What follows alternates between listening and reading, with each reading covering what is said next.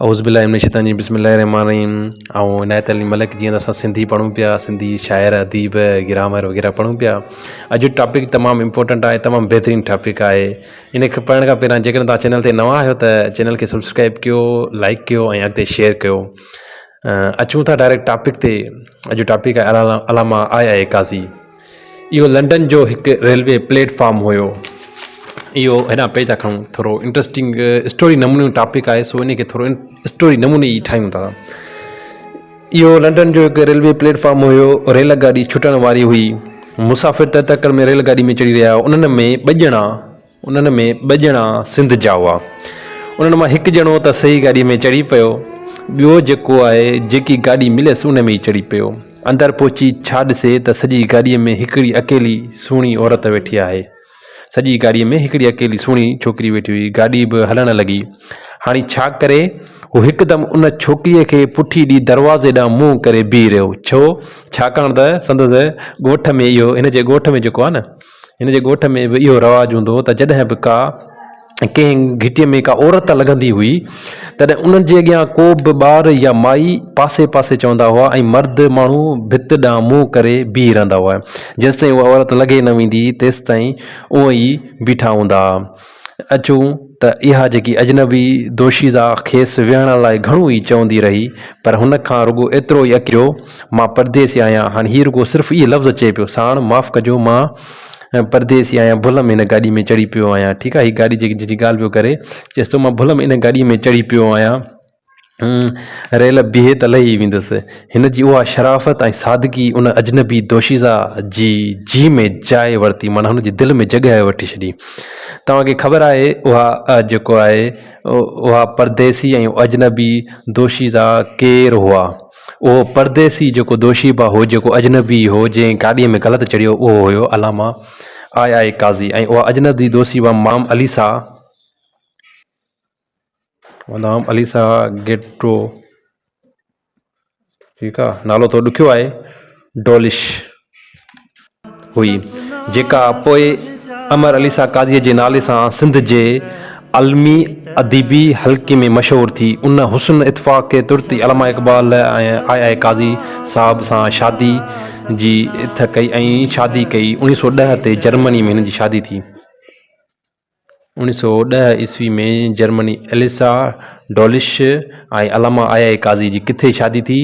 जर्मनीअ में। 1910 में हिन जी शादी थी जर्मनी में। ठीकु आहे, हाणे अचूं था टॉपिक ते। अलामा आए काज़ी, हिन जो पूरो नालो इमदाद अली ऐं पीउ जो नालो काज़ी इमाम अली अंसारी हो। हिन जो जनमु 1986 ते किथे थियो? दादू ज़िले जे तारीख़ी ॻोठ पाट शरीफ़ में थियो। किथे थियो? 1986 में। इहो SST जो सुवालु आयो त अलामा आए काज़ी जो जेको आहे जनमु कॾहिं थियो? इहो थियो 1986 में, दादू ज़िले में। ठीकु आहे, हिन जो ही डेट ऑफ बर्थ हुई। 1988 हो, 1987 हो, 1986 हो मुंहिंजे ख़्याल। हिन जो सही ऑप्शन हो 1986, दादू ज़िले जे तारीख़ी ॻोठ पाट शरीफ़ में थियो। हिन जो पीउ जेको इहो मुख्तियाकार थियो। हीअ अञा नंढड़ो हो, जॾहिं हीउ नंढड़ो हो त उन टाइम हिन जो जेको पीउ हो उहो मुख्तियाकार थियो हुयो। हाणे जेको अचूं था हिन जी जेकी तइलीम ते अचूं था। हाणे हीअ जॾहिं 8 सालनि जी उमिरि में मस्जिद में मोज़िन सरअंजाम ॾींदो। हाणे हीअ जॾहिं हिन जी उमिरि जेकी हुई उहा 8 साल, हिन जी उमिरि 8 साल हुई त हीअ छा कंदो? मस्जिद में एज़ अ मोज़िन जा सरअंजाम बि पिणु ॾिनई। 18 सालनि जी उमिरि में ही प्राइवेट उमेदवार जी हैसियत सां सिंध वञी फाइनल जो इम्तिहान पास कयईं। ठीकु आहे, 18 सालनि जो जॾहिं हो त हिन सिंध वञी जो फाइनल इम्तिहान पास कयईं, जंहिंमें फ़ारसी में पहिरियों नंबर आयो। उन टाइम ते फ़ारसी में पहिरियों नंबर ते आयो, जो तारीफ़ तमामु बहितरीनु अलामा इक़बाल जो जेको आहे फ़ारसी में ही उन टाइम ते पहिरियों नंबर आयो। वरी 1905 में मुंबई यूनिवर्सिटी में हिन मैट्रिक कई। हिन मुंबई जेकी यूनिवर्सिटी आहे उन मां हिन छा कयो? उतां मैट्रिक कयईं ऐं आला तइलीम लाइ अलीगढ़ मुस्लिम यूनिवर्सिटी में दाख़िला लाइ वियो। ठीकु आहे, आला माना अॻिते अञा पढ़ण लाइ छा कयईं हिन जेको अलीगढ़ मुस्लिम यूनिवर्सिटी। सभ खां पहिरियां हिन छा कयो? यूनिवर्सिटी मां, मुंबई यूनिवर्सिटी मां हिन में जेको आहे हिन मैट्रिक कई। उन खां पोइ आला तइलीम लाइ अलीगढ़ मुस्लिम यूनिवर्सिटी में दाख़िला वरितई। 1907 में हिन जो मासात, हाणे ही मासात सां इंग्लैंड रवानो थियो। हाणे इहो वाक़ियो कीअं पेश आयो? जो हिन जो जेको मासात जो नालो हो उहो हुयो अब्दुल कादिर हाफ़िज़। ठीकु आहे, अब्दुल कादिर, हिन जो जेको मासात जो नालो हो अब्दुल कादिर हो। अब्दुल कादिर। ऐं इहो अब्दुल कादिर केरु हाफ़िज़ ब्रेस्टर लाजी सिंध हासिलु करण लाइ इंग्लैंड लाइ रवानो थियो ही, ठीकु आहे। उते पाण जे लाइ रवानो थी रहियो हो त अलामा साहब खे बि हिन अलीगढ़ में घुरायो, हिन अलामा साहब खे अलीगढ़ में घुरायो ऐं हिनखे बि जेको आहे न उतां जे लाइ चई त इंग्लैंड लाइ रवानो थी, हीअ बि उतां रवानो थी वियो उते इंग्लैंड।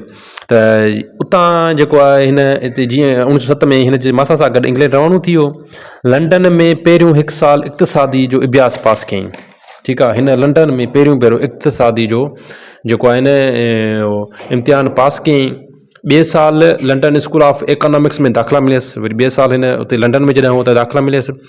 डॉक्टर आलन खां नफ़्सियात ऐं प्रोफेसर हाबोस खां अमरनियाती सिखियईं। ही 2 शयूं लंडन में ई डॉक्टर आलन खां नफ़्सियात ऐं ठीकु आहे। हाणे हिन जेको आहे तिबियात ऐं हयातियात जो बि हिन छा कयो, तिबियात ऐं हयातियात जो पिणु पंहिंजे लेखी अभ्यास कंदो रहियो, ठीकु आहे। हाणे अचूं था नेक्स्ट पेज ते। 1911 में हिन लैंकिस मां ब्राइट लॉ जी डिग्री मिली, ठीकु आहे। लैंकिस मां हिनखे ब्राड लॉ जी डिग्री मिली। इहो अलामा इक़बाल अलामा आया काज़ी जो जेको तइलीम।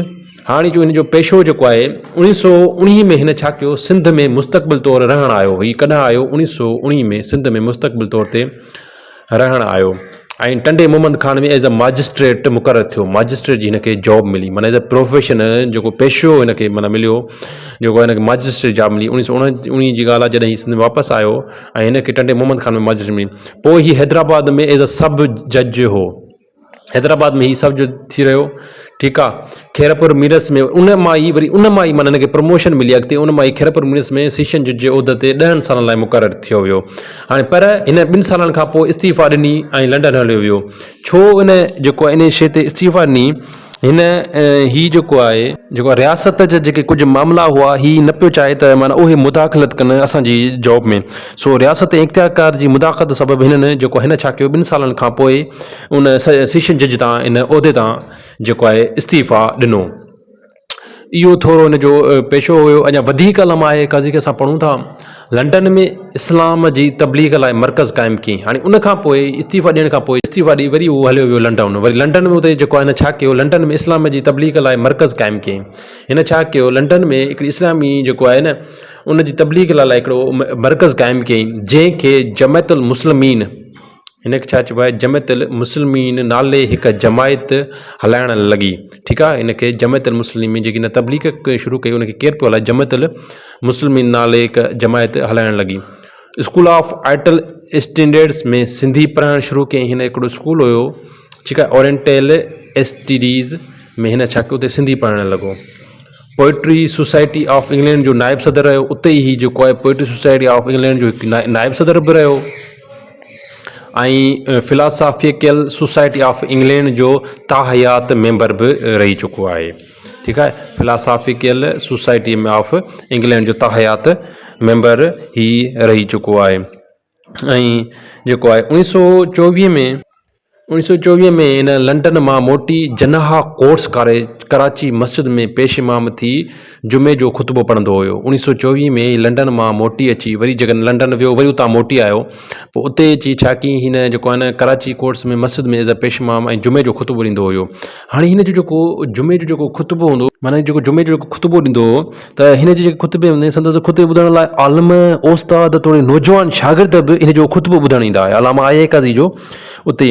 हाणे 1935 जी ॻाल्हि आहे, मौलाना ज़फ़र अली ख़ान जी सहकार सां कराचीअ में अजमन तबलीग इस्लाम कयईं। कॾहिं 1935 में मौलाना ज़फ़र अली ख़ान सां जेको आहे अजमन तबलीग क़ाइमु कयईं। उन ई ॾींहंनि खे यादि कंदे प्रोफेसर अकरम अंसारी घणो कुझु हिन जे बारे में लिखियो आहे त हीअ माना जेको आहे असां एतिरे क़दुरु इन में लिखियो आहे, जेको आहे मौलाना ज़फ़र इन में इहो लिखियो आहे त जेको हीउ एतिरो हो जो असां अॼु आचर जे ॾींहुं बि असां हुनजो ॻाल्हियूं ॿुधंदा हुआसीं, ख़ुतबो ॿुधंदा हुआसीं त असांखे मज़ो ईंदो उन शयुनि में, गौर सां ॿुधंदा हुआसीं।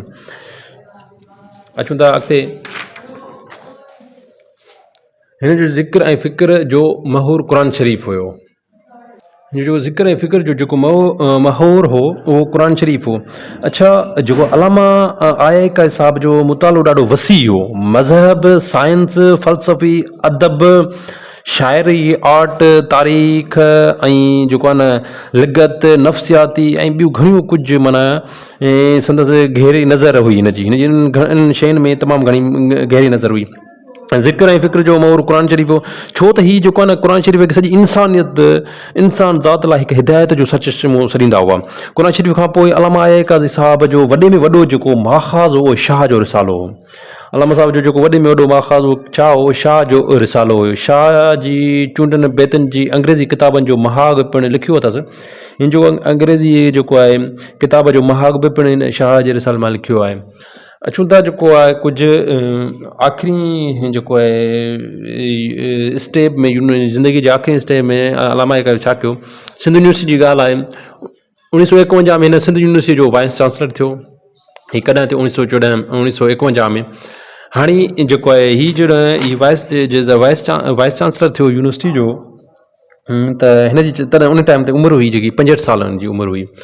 जनरल अयूब जी मार्शल लॉ वारे दौर में जे करे हिन अहिड़ी मदाख़लत तां इस्तीफ़ा ॾेई छॾी। ठीकु आहे, हीअ चाहींदो त मुंहिंजी जेकी माना जंहिं शइ में मां इंट्रस्ट आहियां उन में ॿियो केरु मुदाख़लत न करे। जनरल अयूब खान जी मार्शल लॉ वारी दौर में जे हिन अहिड़ी मुदाख़लत हिन पंहिंजी जेको आहे यूनिवर्सिटी मां इस्तीफ़ा ॾिनी।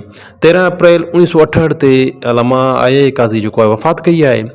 सिंध यूनिवर्सिटी अलामा साहब ऐं संदसि रफ़ीक हयात जे जा नाला नए ऐं पुराणे कैंपस तां जेको आहे न रखिया विया आहिनि।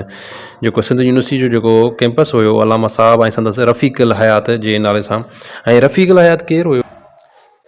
हिन जेको आहे रफ़ीक हयात जी वफ़ात खां पोइ हीअ पाण खे अकेलो सम्झणु लॻो, त उन जी साल खां पोइ हिन जी जेकी डेथ थी हुई आहे। त 13 अप्रैल 1968 में जेको अलामा इक़बाल जी डेथ थी हुई आहे, वफ़ात थी हुई आहे। ऐं सिंध यूनिवर्सिटी अलामा साहब ऐं संदसि रफ़ीक हयात जे नाले नए ऐं पुराणे कैंपस ते रखिया विया आहिनि। थोरो तारुफ़ जेको आहे मूं तव्हांखे हिते ॿुधायो। ऐं तव्हां चैनल खे सब्सक्राइब कयो, लाइक कयो, शेयर कयो, त जीअं ॿिया बि हिन मां फ़ाइदो वठी सघनि। Thanks, have a nice day.